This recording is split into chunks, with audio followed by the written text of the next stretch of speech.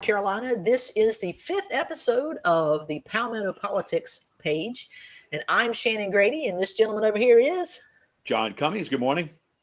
We are so excited to have you joining us today. It is going to be a fact-filled, information overload almost episode because we have all kinds of things to cover, both here at the local level as well as the state level, and then we're even going to kind of dive into a little bit of national politics, thanks in large part to our U.S. Senator, Mr. Lindsey Graham.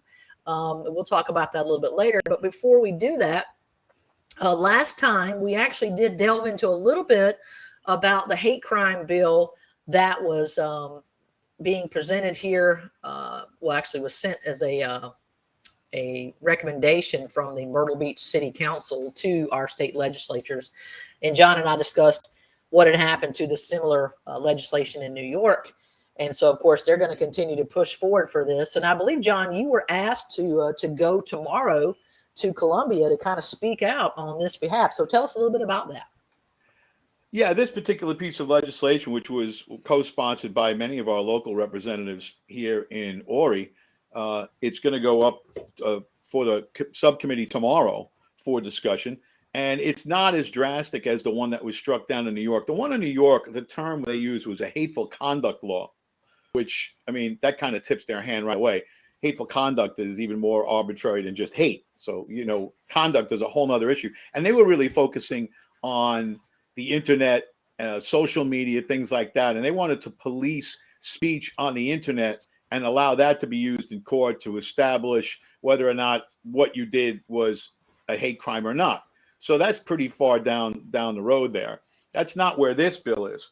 But this bill, basically, the catch-all says that there will be penalty enhancement for certain crimes to provide additional release for persons who commit certain delineated crimes when the victim was intentionally selected based on certain factors, and to provide victims of a violation of the article may bring civil action for damage sustained. So basically what you're doing is you're creating, it's very arbitrary. You're creating levels of victimhood, if you will. And you're taking one group and saying, okay, if you commit a crime against a member of this group, whatever the group is, you can be charged or sued civilly once we rule that that's the reason that you did it. So now you're putting the burden on prosecutors to establish additional intent. Now, establishing intent is a problem anyway for prosecutors. It's called mens rea. I don't want to get into it, criminal justice lesson, but it's state of mind. So you're trying to establish state of mind on top of the crime itself.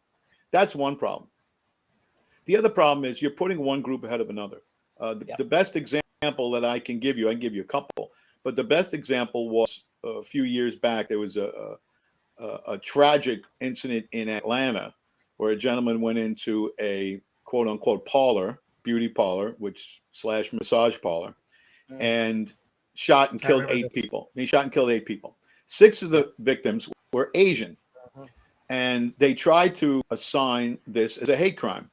But upon further investigation, they found out that there was a good possibility that it wasn't a hate crime, that the gentleman was suffering from a pornography addiction, and that he had visited said parlor a few times, and he just felt that he couldn't handle it anymore, and he went in and slaughtered these people, really what he did. Right. So there was still a push locally, particularly in the media, to charge this man with a hate crime. Right. But they chose not to. So think about this for a minute. The gentleman goes in there. 6 of the people that he killed were Asian. Right. If they had assessed that he did it because they were Asian, he would have been charged additionally. But because they were sex workers and Asian, charged with it. So you're taking one group and you're elevating it over the other group. You can even go back to Timothy McVeigh. He had it in for the federal government, and he wanted to kill as many federal workers as he could. So if your intent was to go to that office building in Oklahoma City and blow it up and kill as many African Americans as you could, that's a hate crime. But because you went in and you wanted to kill federal workers, that's not a hate crime.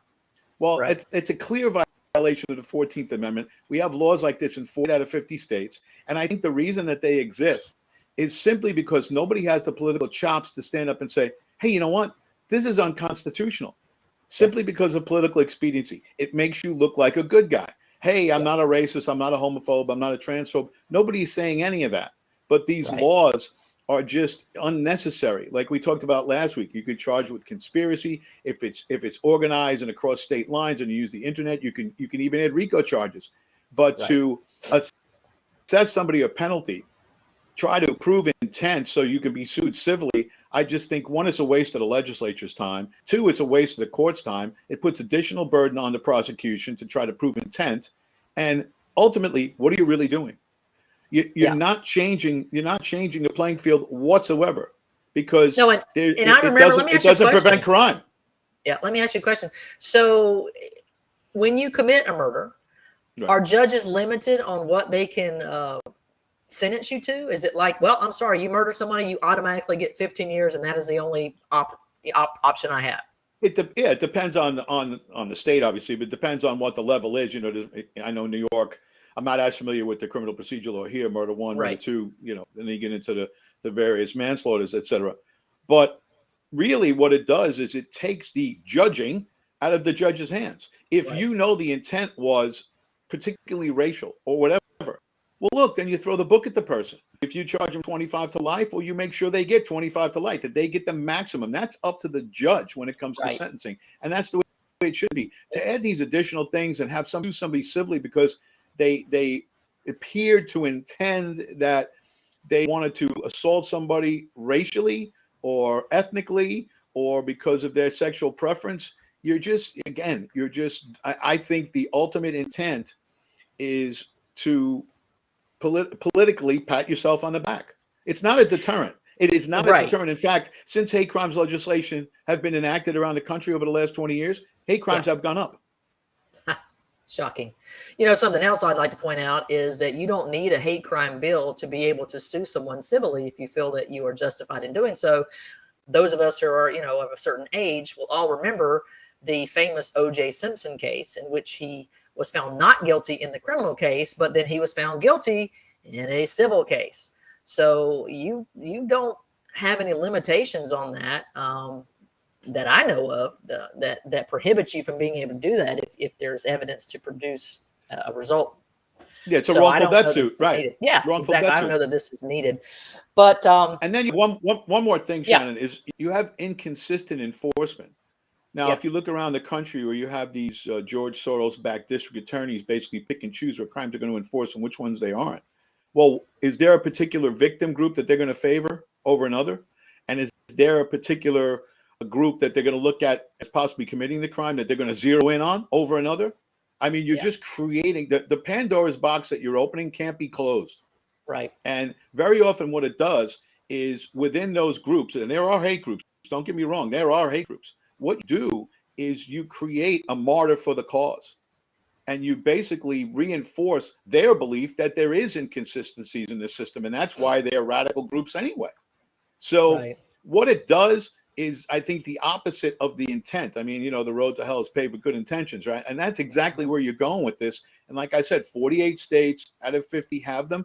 Doesn't make it right. It doesn't make it right. And eventually somebody will file in a court and try to get them dismissed as unconstitutional. But up until, you know, the point where somebody has the chops to do it, I think we'll probably have these laws in all 50 states. We're one of the two that doesn't have them. But to me, it looks as if they're gonna go through with this. Well, let me ask you a question. I know Representative Bailey is one of the sponsors of the bill. Who else from our delegation in Ori is? Do you know who they are? Let me see. I think Val Guest was in on that. Okay. He's my rep, right? As you said, Bailey is there. Let's see. I can read them all off. Yeah, go ahead. Well, there's a lot of co-sponsors: Gilead, Hennigan, Ott, Collins, Carter, Murphy. It's a ton of people jumped on this, and that really tells you all you need to know is that so many people jumped on. Yeah, Tim McGinnis is on there. Let's see. How about Crawford? Carla Schuessler. Schuessler's on here. Hardy. Hardy, not Benji Hardy. My mind. Yes, Hardy's in here. Yeah. There's probably about 40 people on it, and that just tells you politically all you need to know. That people want to jump on this and go, "Hey, I can look good here." Yeah. But when you look at the results, I think that if people would be honest with themselves, it's really not a good avenue to go down. I don't think, and I think it actually does the opposite of what the intent is. Yeah, well, speaking of voting, we also had several other pieces of legislation that came before the House in particular. I'm going to do some more research to find out how these things were voted on in the Senate. At this point in time, I don't have that readily available, so we'll get that to you. But let's talk a little bit about how they voted. I'm going to share a document. If you have a laptop, I hope you can see it. But I pulled this up. That's not it. Apologies. That is the wrong one. Here we go. This is the right one. We have several pieces of legislation, and I'm going to read from the Freedom Caucus. Actually put this vote up, and they're kind enough to take screenshots of the board so that we can see how folks voted. And you'll recall that there were some upset representatives about that because they didn't want the Freedom Caucus to be sharing with constituents how people voted on various bills and amendments to bills. So anyway, this afternoon, the House passed H 3728, which was the Transparency and Integrity in Education Act, which will prohibit indoctrination along with racial political lines in the classroom, for example, CRT. And it will guarantee greater ability for parents to be involved in their children's education. I fought hard for this bill both last year and this year. Thank you to the main sponsors, Representative Felder, Representative Morgan, for all their efforts. Representative McCravey, Representative May for their amendments and strengthened the bill, and to the House Republican Caucus for the unified front today to get this done. Now the bill heads to the Senate and hopefully then to the governor. So in this, I have listed how folks voted. Now, if you are a conservative, you should have voted yes for this bill. So we have Tim McGinnis voted yes, Case Britton yes, Val Guest yes, Jackie Hayes from Anderson voted no, Democrat. Representative Bailey voted yes. Heather Crawford, yes. Carla Schuessler, yes. Kent Williams voted no, another Democrat. Representative Jeff Johnson, yes. Representative Kevin Hardy, yes. And Representative Lucas Atkins, no, another Democrat. And Representative Carl Anderson, no, also a Democrat. Not terribly surprising.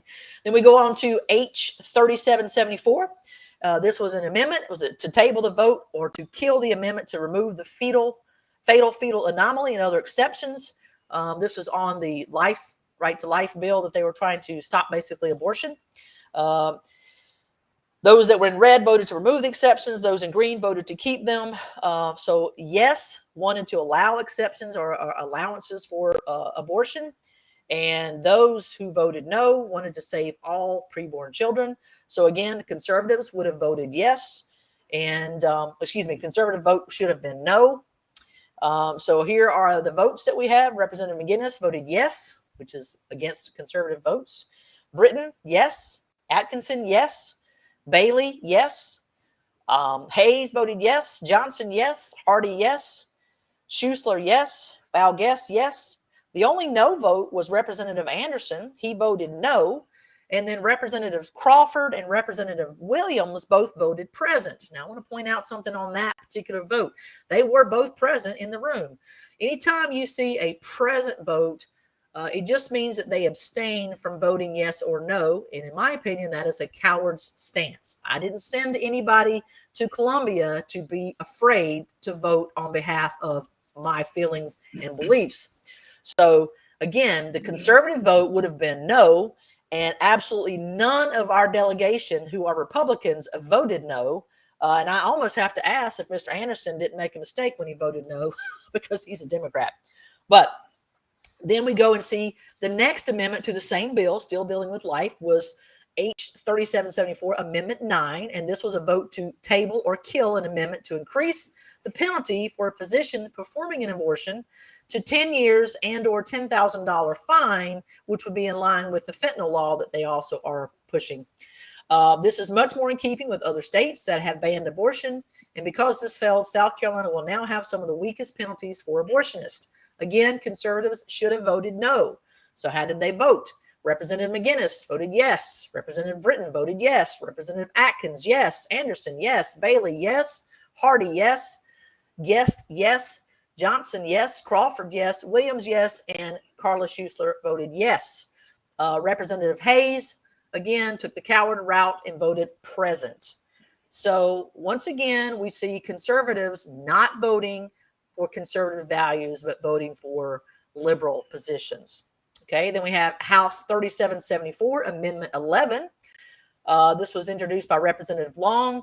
It was to prevent juveniles from being able to have an abortion without their parents' knowledge and permission, something I think all of us can agree with, that a child should not have any medical procedures done without parents' knowledge and permission. So again, the conservative vote should have been yes. And here are the votes as they were called. Representative Anderson, yes. Britton, yes. Hardy, yes. McGinnis, yes. Crawford, yes. Representative Hayes, yes. Representative Bailey, yes. Representative Guest, yes. Representative Johnson, yes. Representative Williams, yes. Democratic Representative Adkins took the coward's route and voted present, as did newly elected Carla Schuessler, my representative from District 61. She voted present. So what that says to me is that she really doesn't agree with, she wants juveniles to be able to have abortions, and she didn't have the courage to say, I don't want that to be done. So she just voted present, which is just a political move to try and save your bacon, if you will. So just on some of these early votes that we have, our representatives who are supposed to be conservative are currently voting on average 50% of the time as a conservative. And that, folks, is a failure. So we have some phone calls that need to be made. We have some pressure that needs to be placed on our representatives because they are failing us miserably. And I, for one, have had enough. We have got to take action and get these folks on the right track. We don't send them to Columbia so that they can vote like a liberal. If we wanted liberals, we would have elected Democrats, which in some cases I might argue that we did. So that's kind of a wrap on what I have right now. And again, as I said, we're going to look into how the Senate is voting because this legislature is getting pushed on into the Senate. And John, you mentioned earlier that another piece of legislation we'll touch on briefly is the constitutional carry legislation. I believe it did pass to the House, if I'm not mistaken.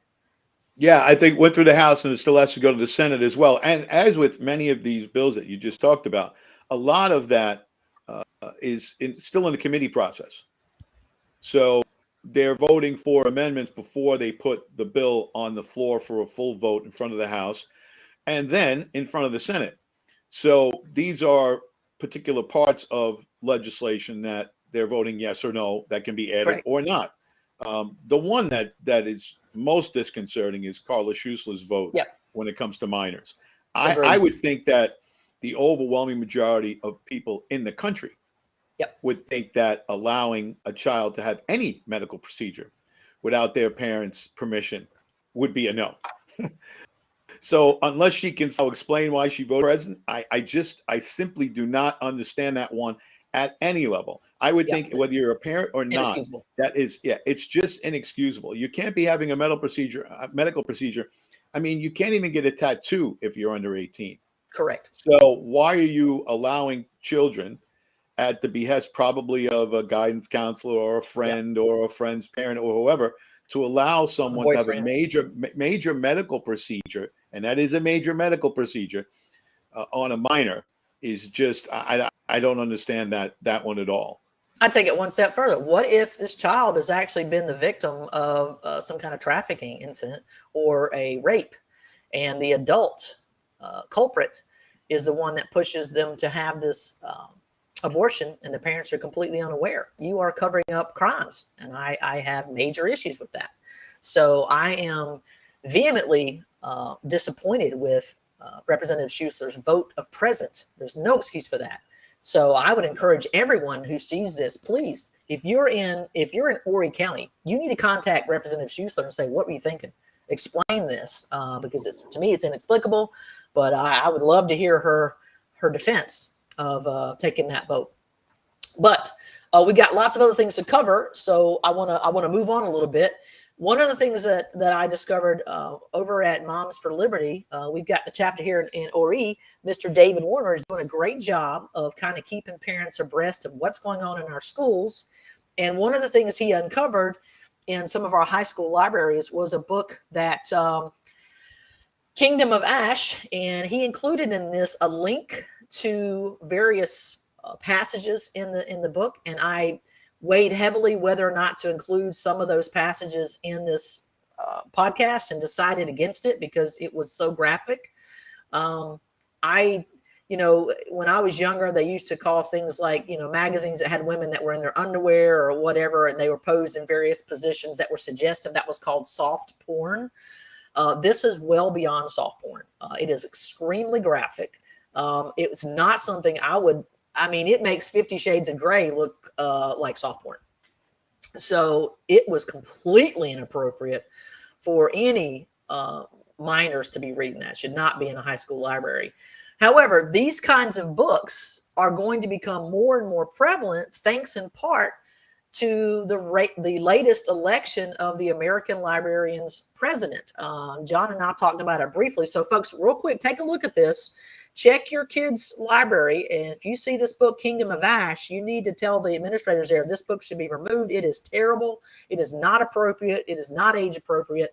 And the excuse was given that, hey, these books are often sold in packages of like 10 or 12 books, and it's labeled by those individuals that are selling them as age appropriate, and it is anything but age appropriate. Unless you think it's okay for your children to be reading pornography, because that's what this is. But again, there was a tweet that came out, and it is from the American Library Association, the ALA. They just elected a self-described Marxist as its new president. Not what you want to hear from the future of our libraries. Now, this person's name is Emily Drobnicki, I think. And Drabinsky, she goes, yeah, she says, I just cannot, it's hard for me to read that, it's really small print. Yeah. I just cannot believe that a Marxist lesbian who believes that collective power is possible to build and can be welded for a better world is the president-elect of the AL Library. I am so excited for what we will do together. Solidarity. That is a communist statement, folks. And my mom is so proud. I love you, Mom. Now, this is from the Marxist lesbian, as she calls herself, and I find it extremely frightening to think that we're going to have a Marxist who's going to be controlling anything that goes into any libraries across our country. What do you think about that? I think it's just another example of, I think the biggest challenge we have in this country now when it comes to education is that it seems to be dominated by people who are far more interested in pushing an agenda than in educating young people. They are not interested in the dissemination of information. They're just not. They want children to know certain things, and they want to be in control of what gets to children. And that's the greatest challenge that we have. And we talked about this last time. If it wasn't for the pandemic, parents wouldn't be unaware of any of this. It's just because so many parents walk by what was going on the screen and like, what was that? And now you see parents more and more and more involved. But that's the challenge that we have, that people are bringing in these types of books, and they're so far beyond the bounds of what should be acceptable. There's obviously a challenge there. Pornography. There's a famous saying by former Justice Potter Stewart of the Supreme Court. They asked him to define pornography in a case, and he said, "I can't define it, but I know what it is when I see it." That's the famous quote. You can't put your finger on it, but I know what it is when I see it. Right. Now, if you're even questioning that, whether it is or not, it's probably not acceptable for high school students. I remember when I was in high school, and I went to an all-boys Catholic school in the 70s. Right. We read the autobiography of Malcolm X, which was a very controversial book. And there were some parents that had an issue with that. But it was an excellent, if you would want to read a great book, just read it. It's unbelievable, and it's very telling of the times. But the fact that came up, and something like this has to be pointed out by someone who accidentally stumbled on it, just tells you how far down the road we are now in combating this idea that there are too many people, and way too many people. I think that education is dominated by people who are interested in promoting an agenda and not teaching our children.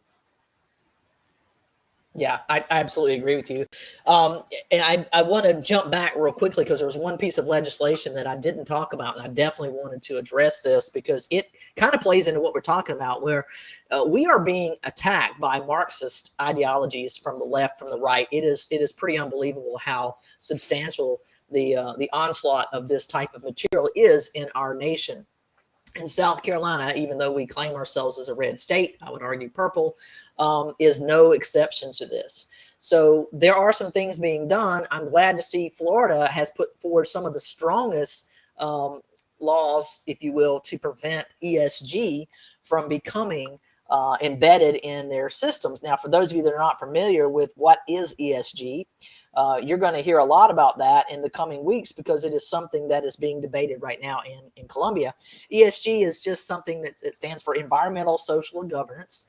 And it's basically a score, in my opinion, to see how progressive a particular organization is, how far down the Marxist path it is. And kind of to give you an idea of how these things are graded, the train company that derailed in East Palestine and Norfolk unleashed Southern, a right. terrible Norfolk Southern, a terrible chemical cloud environmental disaster, has a higher ESG rating, is rated better than Tesla. Now, I think we can all understand why Tesla has been marked low lately, because its president, its founder, Elon Musk, of course, purchased Twitter and had the audacity to institute a freer speech policy than was previously in place. So that cost him some points, and that's how the ESG system works. Now, here in South Carolina, the piece of policy that's being put forward, I'm going to take just a moment to kind of read some of that. It is, if you want to find this, you can go to the statehouse.gov and look this up for bills. And it is Bill H 3690. And it's a general bill.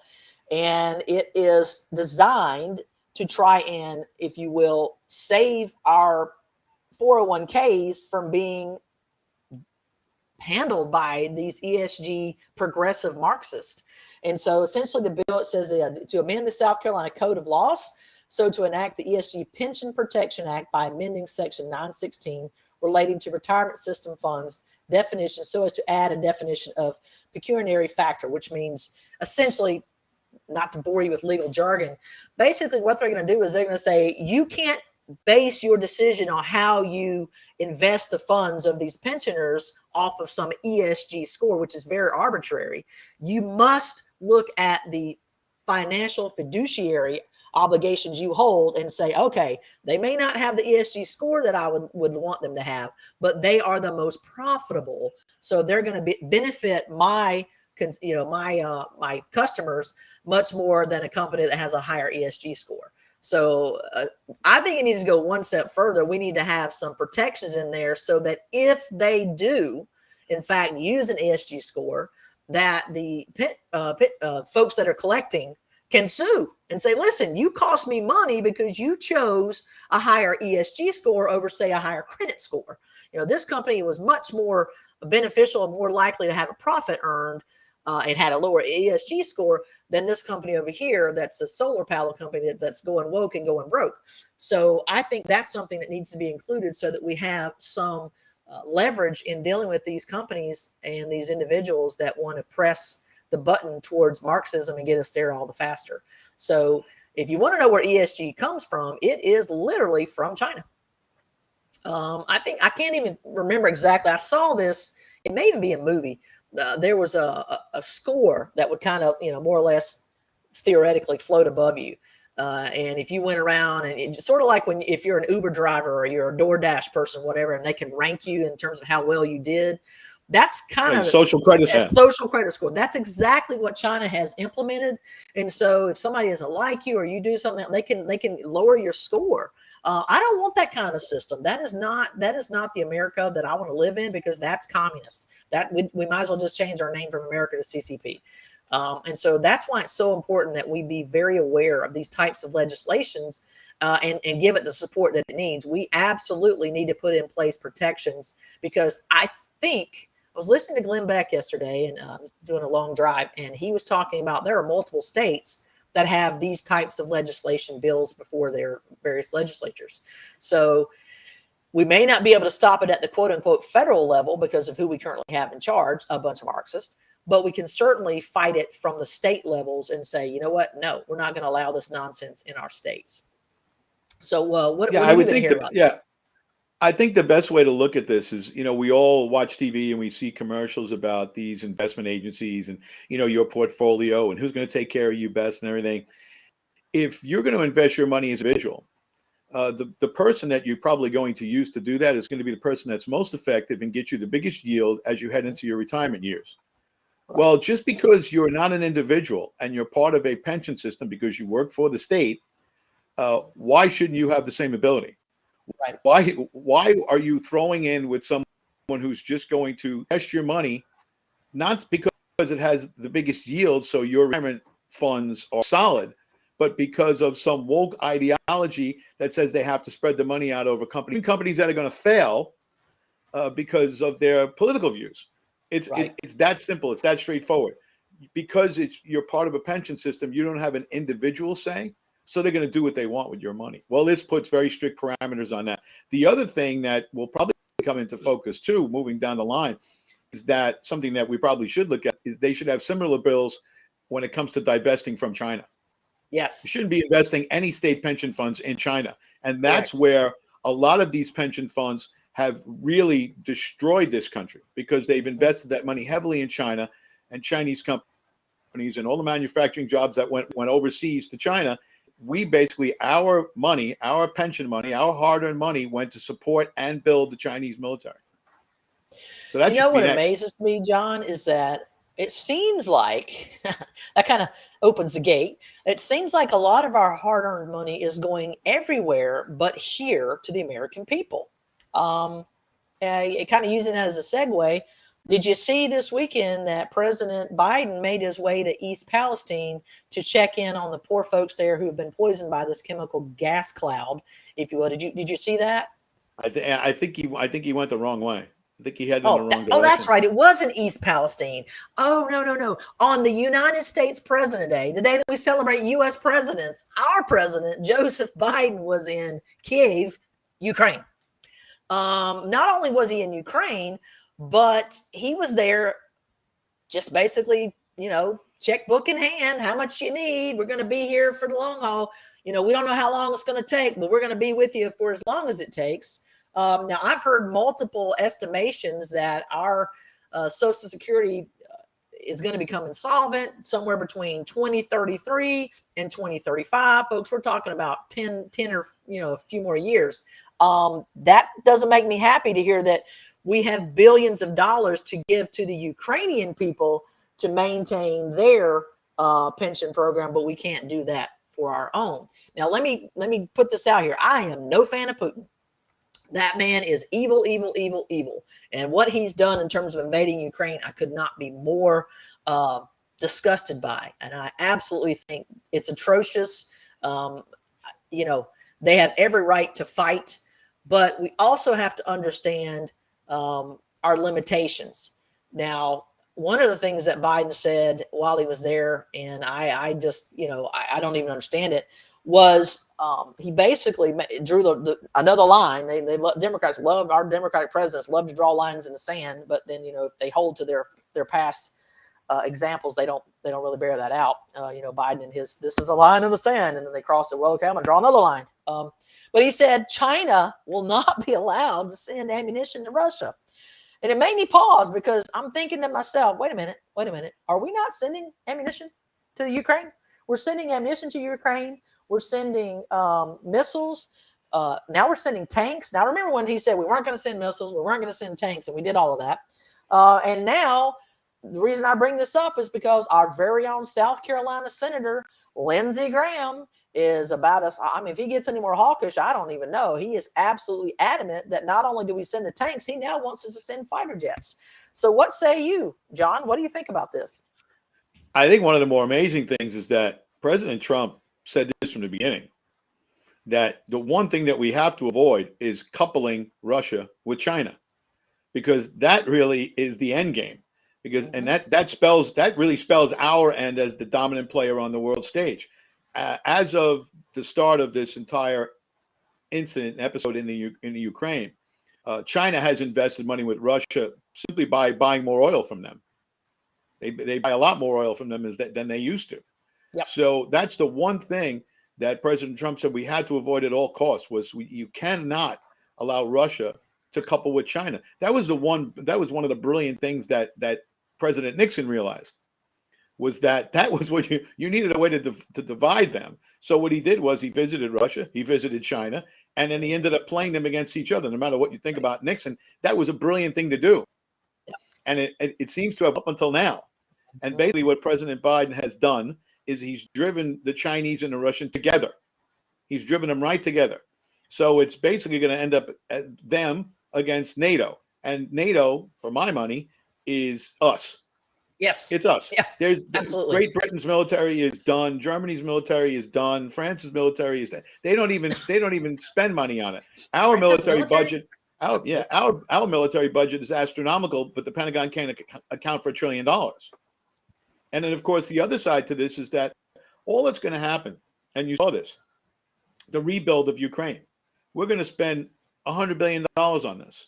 And money's going to come in from other countries. But, of course, most of it's going to come from us, and we're going to borrow it, of course, to do it. Now, who's in charge of the rebuild? J.P. Morgan Chase and BlackRock. Are you kidding me? We haven't heard those names before. Yeah, and you know, President 10% is going to get whatever he gets. So, I mean, all it is it's this whole globalist mentality. And like you said, Putin's the baddest of the bad guys. He's the baddest of the bad guys. But if President Trump is sitting in the White House, none of this is going on. And then when you look at the fact, all the dirty connections that the Biden family has with Ukraine, all of them going, even even Metabiota, the labs where they were doing gain of function research that Hunter owned a nice piece of. I mean, this is all so dirty. And if you can't see it and you can't see why people are pushing this, I mean, let's be honest. Strategically, we have no interest on the Ukraine border. Ukraine, Crimea, Russia. We have no interest in that. That's been going on forever. Long before you and I were even. It's been going on for hundreds and hundreds and hundreds of years. So we'll worry about that border. And Biden can go over there and talk about the sovereignty of Ukraine. But our border is wide open and he could care less about our sovereignty. Right, exactly. And I don't understand, again, why is Senator Lindsey Graham so adamant that we launch World War III? I was telling you earlier, I was listening to, as I said, Glenn Beck, and he started talking about what Zelensky had said while President Biden was there. And Zelensky had said, you know, here are kind of the steps to what it looks like for victory. The first step, obviously, would be to defeat them, to, you know, push Russia out of Kiev and out of the other Ukrainian regions. But he also said it was to regain lost territory, obviously talking about Crimea. And then he said, and then we want to force them to pay for the damages that they have caused, force them to pay for the rebuilding of Ukraine. And they wanted to remove leadership. And then Glenn said, and what does this sound like? And I said, it sounds like World War I, because that's exactly what they did to Germany. That's exactly what they did to Germany. And we saw how that ended up. It forced them into what? World War II. So we have got to fix this problem now. And it is not to continue down the path of beating more war drums. Now, again, do not agree with Russia's decision to invade a sovereign nation. Absolutely not. What I think we should do is we should tell Ukraine, listen, we don't like what happened. Let's get to the table and let's try to negotiate some kind of a peace. Maybe it's not going to be everything you wanted. Maybe you just get back the regions that they recently invaded and you don't get back Crimea. Russia gets to keep Crimea. But we're going to bring this conflict to an end and have a resolution. And it's not going to be you get everything you wanted, because this is coming at the expense of the American taxpayer. And frankly, I didn't vote for this shit. Pardon my French. So no more money. And if Ukraine is not willing to commit to allowing that kind of a compromise, then we simply say, you don't compromise, we cut off the money, and you just get overrun by Russia. And then we have Russia on the border with NATO, which, again, I understand that is not ideal. I totally realize, you know, what's going to stop them from doing what Germany did, which is, you know, we thought we'll give them this and peace in our time and all that crap. And then we know what happens next. But if we don't at least make an attempt to force some kind of a peace agreement, we are absolutely heading into World War III with not just Russia, but with Russia and China. And that is not a war that looks good. It's nuclear, and it doesn't look pretty. If you remember, you go back to 2014, Ukraine had a president, democratically elected president, that the Obama-Biden administration did not like. I think he was a little more pro-Putin than they liked. So basically, they ended up, Intel and everybody, playing a role in overthrowing that government, because they thought that they could work a little bit better than, with the newcomer, which ended up being Zelensky. They could work a little bit better with him. Now, of course, all of that got interrupted. Their idea to get Putin out, all of that got interrupted by President Trump beating Hillary Clinton. Yeah. Otherwise, this was going on the whole time. Now, go back to 2014. I clearly remember Senator Graham being in Ukraine with the late Senator John McCain, saying that your fight is our fight. Yeah. He said that. That's 9 years ago, going on 9 years ago. Your fight is our fight. So the fight that they're really looking for is they want to get rid of Putin. That's the end game for them. And they want to do it at all costs. Senator Graham has said that. He has flat out said he wants to Absolutely. They want regime change in Russia. Like I said, Putin's a bad guy. He's one of the worst. But reportedly, the people that are in line behind him are worse. There are people that are more harsh than he is. Yes. They are much more hawkish on war than he is, if that's possible. You probably think it can't, but believe me, they are. They're real hardliners. They're not going to play ball with anybody. And I think one more point that has to be made is that last week it came out, former Israeli Prime Minister Naftali Bennett said that at the beginning of this, which is just about a year ago, at the beginning, they were very close to a settlement. He had negotiated a settlement between Putin and Zelensky. Very close, until the United States interfered and interrupted. And they're the ones that pushed this war. And, people of Ukraine be damned. I have a friend who's still got family over there. She came here when she was a teenager, and it's brutal for those people. Brutal. Yeah, I have very good friends. I have basically an adopted nephew that lives there, and his dad's in Kyiv. They've been thrown under the bus. They're completely thrown under the bus. No, they don't. The Biden administration could care less about those people. Could care less about them. They're just the pawn in the game, and it's awful what they've done to that country. Awful. And there's plenty of people to point the finger at. But when you look at the history of that and its relationship with Russia, and the fact that it was the third most corrupt nation in the country, and we're spending $100 billion there, it's all you need to know. And you know what? As someone's referred to Joe Biden as President 10% ski. He's going to get his 10% out of something. It's all, in my opinion, it's all dirty. And Senator Graham keeps pushing and pushing and pushing. And you really have to wonder, is it all part of that, military industrial complex? Are they really that far into this? Do they really want to start a nuclear war to get Putin out? Again, bad guy, one of the all-time bad guys. Yes. But what can happen at the end of this, I don't think anybody can even envision it. Well, you mentioned this earlier too. How many sons does Lindsey Graham have that would be possibly sent into this conflict? 1, 2, 3? It's none. Yeah, and this isn't going to be conventional. This is. I think you're seeing probably the last types of battle. They have trench warfare going on there. It's just like World War I. It's unbelievable. I've seen video of it, but escalates. Not going to be that. It's not going to be. Well, the British people are actually training right now how to survive a nuclear attack. They know what's coming. Most of Europe is right now practicing because they see it coming. They're not in la la land like many of the people here in America are. We've been like, look over here, look over here. They don't take that approach. They recognize what's coming. They've seen this movie before and they know how it plays out. And Americans really don't seem to understand this is way more serious than we're giving it the time that it requires. I also have to kind of comment on this. It was comical. President Biden couldn't go to East Palestine because he said his presence there would be, too much of an interference. He'd have to have all the security and and all these different things and his safety and blah, blah, blah.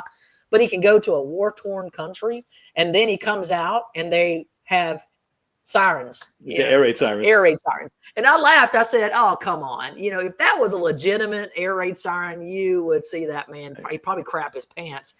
But and everybody would be in. Yeah, everybody the reporter said, what? We haven't seen anything here in days. It's completely bogus. And it just reminded me of Hillary Clinton. I came in, flew in under fire. No, you didn't. Stop lying. You're a bunch of liars, and I'm sick of it. But we can't necessarily speak directly to President Biden, I'm not sure that anybody can. There's some, I guess some ghosts can because he talks to them. But we can speak directly to Senator Tim Scott and Senator Lindsey Graham and tell them, stop it.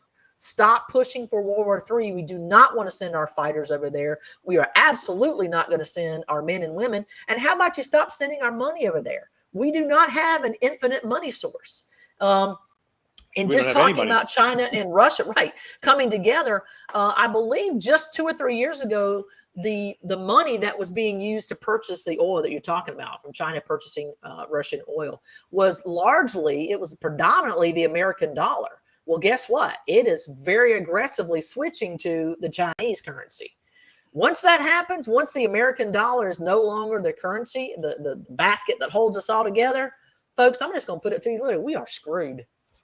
Screwed. Yeah. If you think the Great Depression was something, you ain't seen nothing, because at least in the Great Depression, people knew how to farm, they knew how to raise animals, they knew how to produce their own food. Today, kids can't be bothered to take their heads out of these devices to even look it up. They wouldn't have the first clue what to do. And as for contacting your local representatives, and in this case, it would be Senator Graham, Senator Scott, Russell Fry here locally at the House level, doesn't work, because it does work. I mean, all you have to do is look at, you want to go back to East Palestine. The head of the EPA was scheduled for about a week or 10 days. He was supposed to go to a climate change conference in Africa. And he was all ready to go. And people put enough pressure on this administration to tell him, look, you cannot be jaunting off to, and he was supposed to be accompanied by a couple of Hollywood stars, and they were going to go tour Africa, and they were going to, they were going to do all the usual photo ops that they do and go to this climate change summit and everything. And he wasn't going to go to East Palestine rather. So what do you think happened? People put enough pressure. There was enough noise that he had to postpone the trip to Africa, and actually is going or went to East Palestine. Now, his interesting role there is that my understanding is, when it comes to that burn that they did, the only person that can authorize that is the representative of the EPA, the on-site representative of the EPA. The governor can't do it. The railroad, the state, nobody in the state legislature can do it. Only the EPA. And if you look at what's going on now, the Governor DeWine about it, Governor Shapiro, well, yeah, I knew about it, and they told us they were going to do it. We thought it was okay because, they're the experts and everything. And then they looked at the railroad. They're trying to blame the railroad. The railroad guy said, hey, look, we did it, but we had to get approval. But he wouldn't say who gave him the approval. Points to the governors, and they point back at him. And then they all point at the EPA. And guess what? We're 2 weeks in, and we have no answers for those poor people over there. Unbelievable. Well, the time to address who's guilty comes after they take care of the people that are injured. Okay. Yep. The people in the environment has been detrimentally injured, and it's continuing to be. This is getting into the Ohio River. This is going to go downstream. And they were saying, oh yeah, the water's perfectly safe. Senator Vance went there, took a stick, kind of drew a line. You could see all the oily, whatever substance, the rainbow of flavors, if you will, that came to the surface.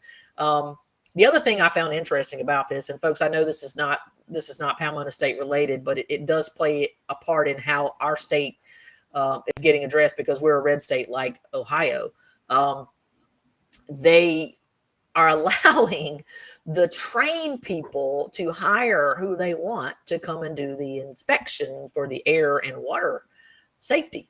I don't know that I've ever seen anything like the company, the Northern, Northern Rail? Norfolk Southern. Yeah. So they're the ones that had this accident, and they're allowing them, the EPA is allowing them to hire people to come in on their behalf and on the government's behalf to test the water and test the air. I swear I've seen this in a movie. I think it was Aaron Brockovich. I mean, come on. Are you kidding me? Is it just because it's a red state? You don't care, that 70% of the people there voted for Donald Trump, so therefore let them all die? Is that the approach we're taking? So here in South Carolina, we have major problems with our bridges and our roads. There's a dam, as I maybe mentioned to you last time, I think it's the Canastee Dam up in Greenville County, that was built 130 years ago, and those dams were designed to last for 50 years. This dam is well past its, sell-by date. And the water on the other side of that dam is extraordinarily toxic because, prior to any kind of regulations coming and saying, hey, you can't dump your toxins into the water, that's what they did. So if that dam gives way, not only going to have major flooding issues, but you're going to basically ruin the water source for hundreds of thousands, if not a couple million people. So if we're seeing this play out in East Palestine and the federal government ignoring it, don't think they're not going to do the exact same thing here in South Carolina. But all of that may be a moot point if we're in the middle of a major World War III, because we've got people like Senator Graham, who was out there, basically cheerleading for let's go to war, because that's what they're saying, folks. They want us to get into a conflict. Now, Russia has basically said, look, you send in the fighter planes, and it's no longer a defensive missile or defensive weapons that you're sending. This is now offensive. You could make the argument that tanks and the Patriot missile defense systems and all those things were for defending, and were set up there in Ukraine to prevent Russia from coming in. You could make that argument. Once you put in fighter jets, that argument goes away. That argument is now clearly it's an offensive weapon. It is designed to go into Russian territory. And I don't think the Russians are going to take that lying down. And the Chinese, their response to Biden saying, don't you dare send them, ammunition, was pretty much go yourself. And, they said, you don't tell us what to do, and we're going to do what we want to do. And just as you laid out, John, we do not need a Russia-Chinese alliance against NATO or essentially the United States, because that's what it would be. If you think the Korean War was bad, y'all ain't seen nothing yet. Yeah, and to get to what's going on there, we have reportedly boots on the ground in Romania and in Poland, and not just a few. And they're not just advisors. That's how Vietnam started. It was advisors, remember? And this is not going in the right direction. And the media also plays a role in this too. And I won't go too far into this, but they've been telling you since the beginning that Ukraine is winning, since the first day. And they haven't been honest with any of their coverage. Where have I heard that before, John? Yeah, they're not honest with any of the coverage. Same thing with, remember the Afghanistan withdrawal. They weren't honest with any of the coverage. So everything that you're getting from them is propaganda. As for the EPA, I have zero confidence in the EPA, because I remember clearly in the second week of September 2001, when the then head of the EPA, former New Jersey Governor Todd Whitman, stood up and said that the air around the ground zero around the World Trade Center was fine. It was healthy. Don't worry about it.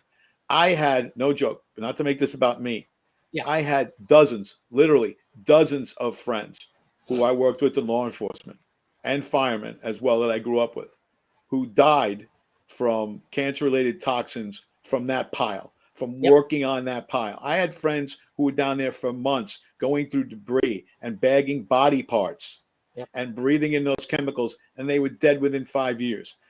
They were actually, there's an estimate that I read that probably 3 times as many people died from exposure to the toxins from those buildings falling than actually died in the attacks.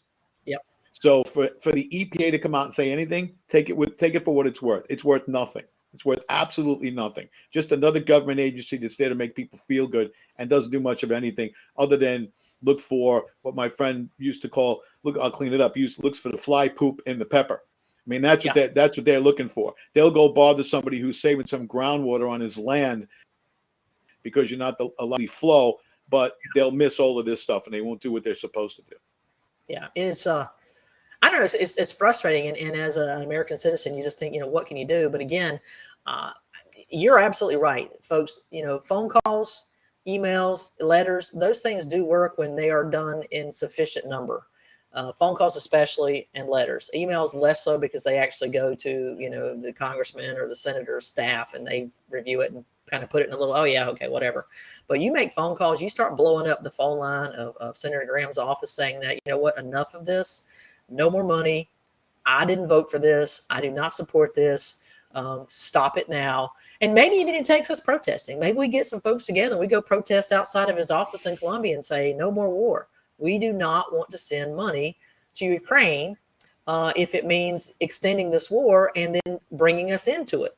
And the idea that our president is going to pay for pensions of a foreign nation instead of paying for the pensions of Americans is outrageous. I mean, I think that's treasonous. I really do. The last time I checked, the purse strings were supposed to belong to the United States Congress. So The when are they House. going to Yeah. take the purse away from him? Yeah. The I mean, power of the when, purse is the most important thing you have. yeah. So when are they going to claw that back out of the executive branch's hands and restore it to the hands of the people? Because I've had enough of this. There's no way if I loaned my son my credit card and he went on a spending spree, I wouldn't say, wow, I wish he hadn't done that. I'd take the card away from him. So I don't understand why we're allowing our president to go on a spending spree in a foreign nation. And let's be honest, folks, what you said earlier, John, is spot on. We're actually funding this war. So we're funding the destruction of all these things that are happening in Ukraine. And now we're going to fund the rebuilding of this war. So there's a lot of people getting rich, but we Americans are not one of them. They're getting richer. Yeah, richer. Yeah. We the people are not seeing any of that, and the oligarchs at the top are seeing all of it. So, and you know what, too, we really have no excuse now. I mean, for many years, it was extremely difficult to follow what was going on in Columbia or in Washington, D.C. It was tough to find out about legislation and proposed bills. I mean, how did you do it before the internet?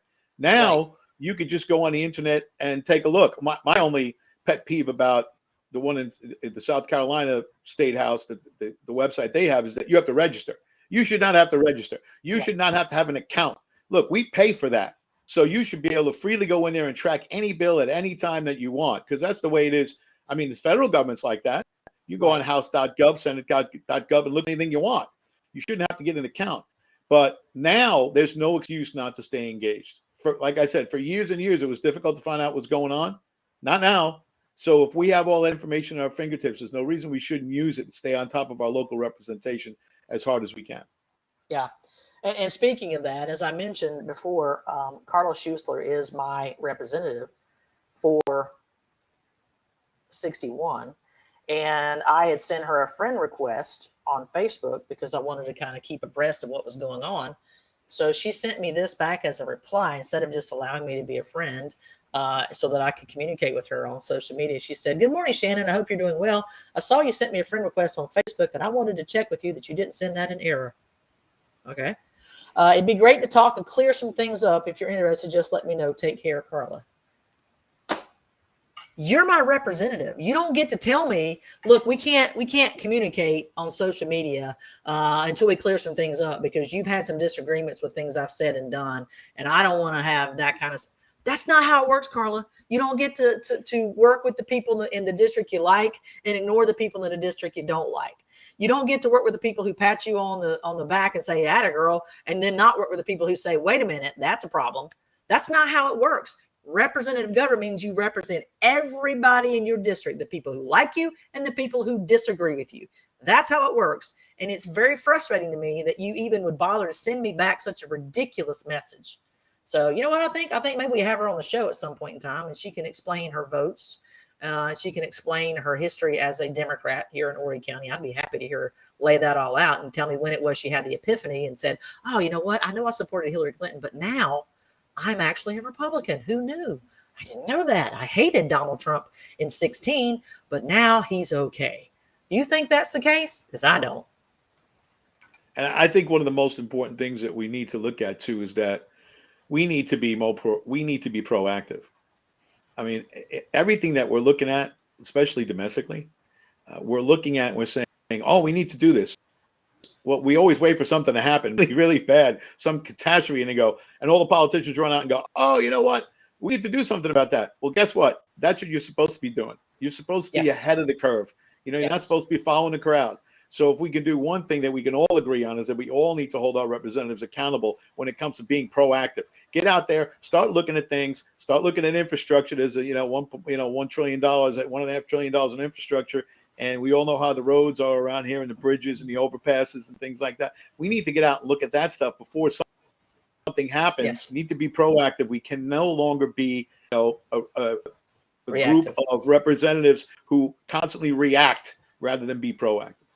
I agree with you totally, John. And that's the whole purpose, folks, behind having this Palmetto Politics page, is that we are going to hold their feet to the fire. We are going to talk about what's going on in the State House in Columbia.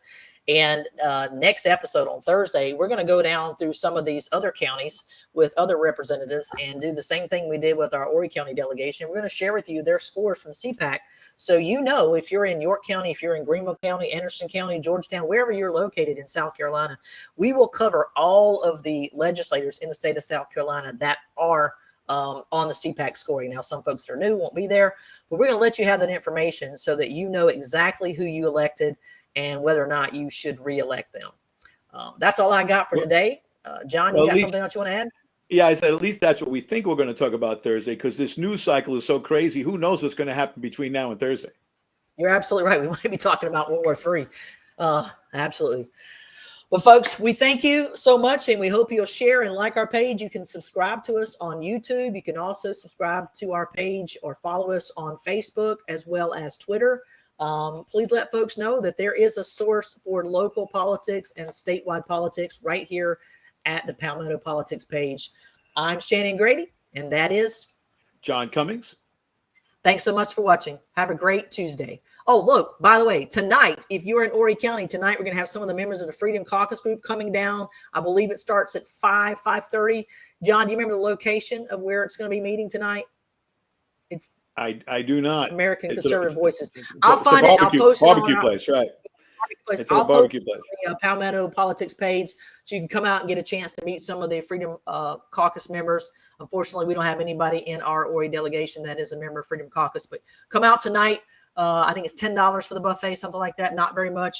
Get your questions answered. Ask questions that you have been wanting to know, and be involved, folks. Thanks so much. God bless. Godspeed, and we're going to see you next time.